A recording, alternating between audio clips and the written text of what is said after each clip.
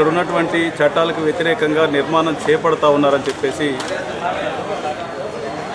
కింది స్థాయిలో ఉన్నటువంటి పంచాయతీ సిబ్బంది ఉన్నతాధికారులకు కంప్లైంట్ చేసినప్పటికీ కూడా, నోటీసులు ఇచ్చి కంప్లైంట్ చేసినప్పటికీ కూడా ఉన్నతాధికారులు మౌనం వెనుక ఉన్న అదృశ్య శక్తి ఎవరు అనేది బయటకు రావాల్సినటువంటి అవసరం ఉంది. సహకరించడం జరిగింది. దానికి పార్టీ ఖండిస్తా ఉంది.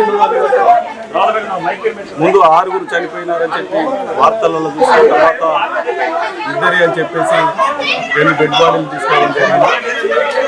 ప్రధానంగా పేద కుటుంబాలన్నీ కూడా పేద కుటుంబాలని ఆదుకోవాలని చెప్పేసి మేము డిమాండ్ చేస్తాము. అట్లాగే కాంగ్రెస్ పార్టీ నుండి అదృశ్య శక్తి ఎవరో, ఆ ఉన్నతాధికారులు ఇన్ఫ్లుయెన్స్ చేసినటువంటి వ్యక్తి ఎవరో బయటికి రావాలని చెప్పేసి ఇప్పుడు ఆ కుటుంబాలను ఆదుకోవడానికి కూడా మరి అదే తీవ్ర స్పందించాలని చెప్పేసి మేము డిమాండ్ చేస్తాము. దీనిపైన సమగ్ర విచారణ చేపట్టాలి.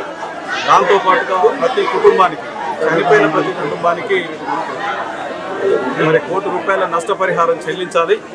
దాంతోపాటుగా ప్రతి కుటుంబానికి ఒక ఉద్యోగం కూడా ఇచ్చి ఆ కుటుంబాన్ని ఆదుకోవాల్సినటువంటి బాధ్యత ప్రభుత్వం పైన ఉంది. ఎందుకంటే ప్రభుత్వం నుండి సహకరించడం వల్లనే అంత ఇల్లీగల్గా అంత పెద్ద బిల్డింగ్ని కన్స్ట్రక్షన్ చేయడం జరిగింది.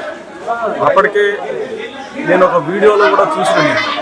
బిల్డింగ్ పైన ఎక్కుతూ ఈఓ గారు కూడా ఎట్లా కన్స్ట్రక్షన్ చేస్తూ ఉన్నారు అని చెప్పి చెప్తా ఉండేది. వినకుండా ఉన్నతాధికారులు బాగా కుమ్మివేయడం జరిగింది. తప్పకుండా వారిని ఆర్థికంగా ఆదుకోవాలని చెప్పేసి ఆ కుటుంబాన్ని ఆదుకుంటూనే ఆ కుటుంబం న్యాయం చేసిన వాళ్ళు అవుతారు. కాబట్టి తప్పకుండా ముఖ్యమంత్రి గారు దీనిపై స్పందించాలని చెప్పేసి డిమాండ్ చేస్తా ఉన్నాం టీఆర్ఎస్ పార్టీ.